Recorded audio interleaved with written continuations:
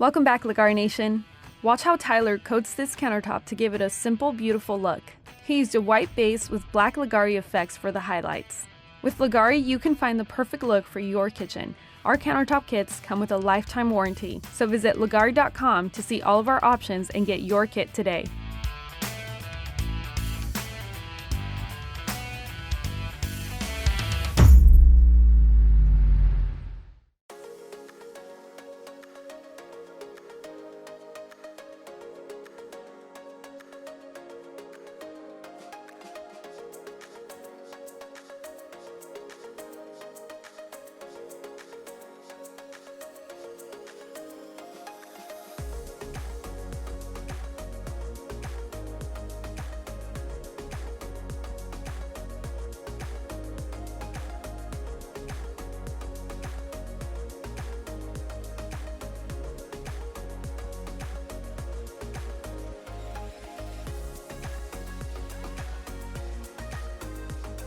Since we have different sections on the countertop, I don't want to just pour out a bunch in one section. I kind of want to jump around.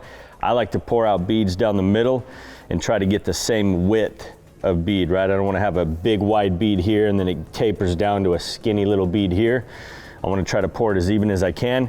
And then I'm taking note that this island's wider than the counter, so I'm not going to pour out as big a bead down the middle of here.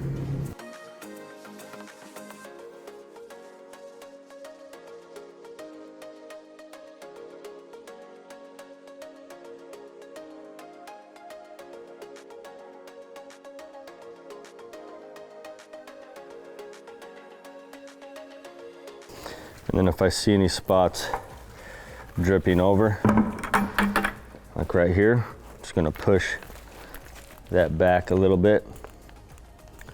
No point in letting the resin just flow over just yet. So now, since we used a secondary mixing container, I can set this in a spot and let all of it dump out. I just don't want the handle to get in resin, so we'll let that drain out. The best way to minimize pulling hairs off your roller is to get this thing saturated in resin first. So I'm just going across, soaking this whole thing up in resin before I even start to spread it out. And then we're just cross rolling, just kind of like the primer.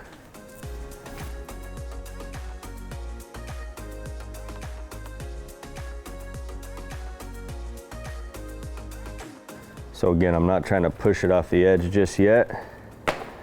Just get it coated right up to it. And it will start to kind of drip over, as you can see. Okay, so this is top's pretty much done here. Easy way to check to make sure you have a good thickness everywhere is just let the roller glide. Not applying any pressure, just pushing and pulling. See how it's not pushing a bunch of product or it doesn't sound sticky anywhere. So if I had a thick spot, I'll just create a really thick spot for us, right there. So if I'm just gliding, pushing it through, once I hit that thick spot, see how it pushes a bunch of product? If I see that, I want to spread that out, or maybe I want to pull it to an edge where I know it's thin. So that's the easiest way to make sure you have a good even coat everywhere. And now we can move on to the other counters. Like I said, we don't hit our edges until all the tops are done. So when I'm going up to my tape edges, I like to create a bead. See how I'm pushing product up past that tape line? Always want to get up past the tape line and then let that resin kind of level out, and then we'll come back and spread it out better. But now we know we've got all the way up to the tape edge. There's no missed spots back there.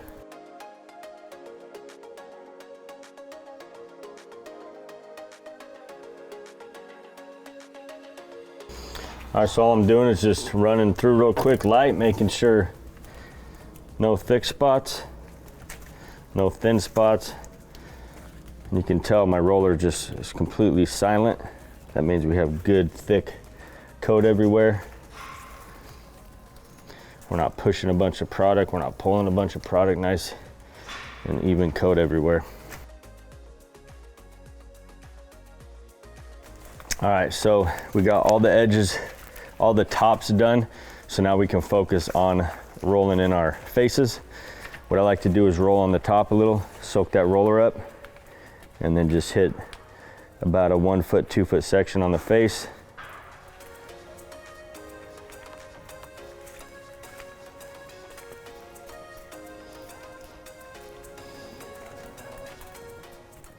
All right, so we're gonna add the effects now. We're gonna shake this bottle up.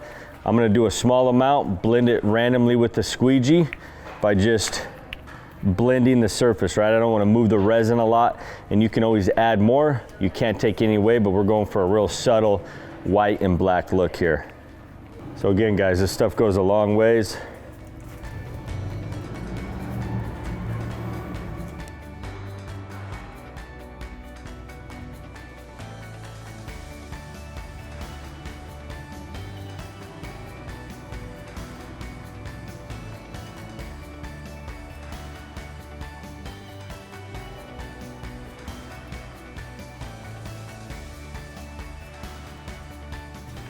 And you can see kind of the more I blend it, it kind of turns to a gray, a darkish gray color.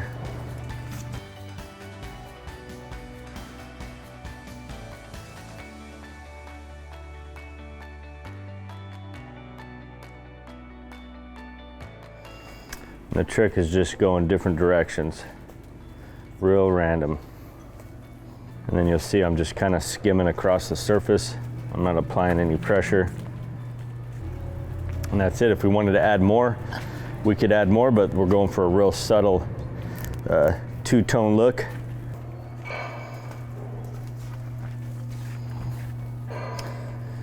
And then I'll kind of get some color on there, put it in spots that don't really have color, instead of just pouring a bunch out everywhere.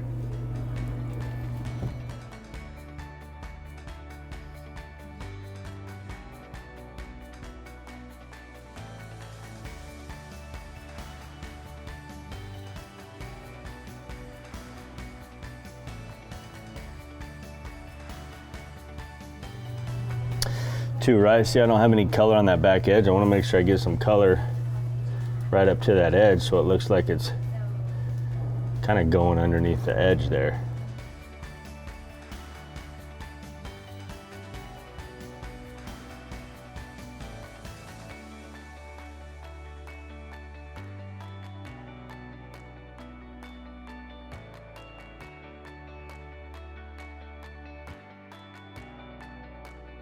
All right, so next step is we're gonna spritz isopropyl alcohol on it, small to medium drops, and then I'm gonna take a paintbrush and just feather off our faces, because the isopropyl will sometimes make the edges where it's thin crater out, so we wanna brush that in and get a nice even coat on it.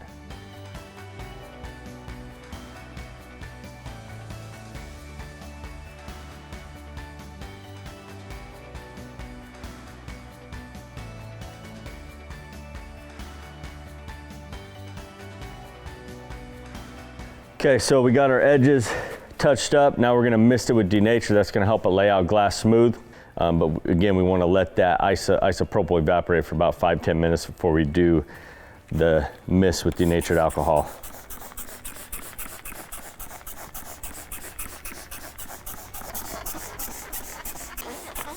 Notice I'm trying not to spray it on the faces, just on the top of the counter, spraying down. And then what I always like to do is periodically check the faces for those run spots or any imperfections in the faces, because we can touch those up while it's still fluid and flowing. And then the last thing we'll do is scrape the drips with a metal putty knife. We like to use a metal putty knife because it kind of shaves it off and doesn't allow it to build back up on the edge, the bottom edge of your tops.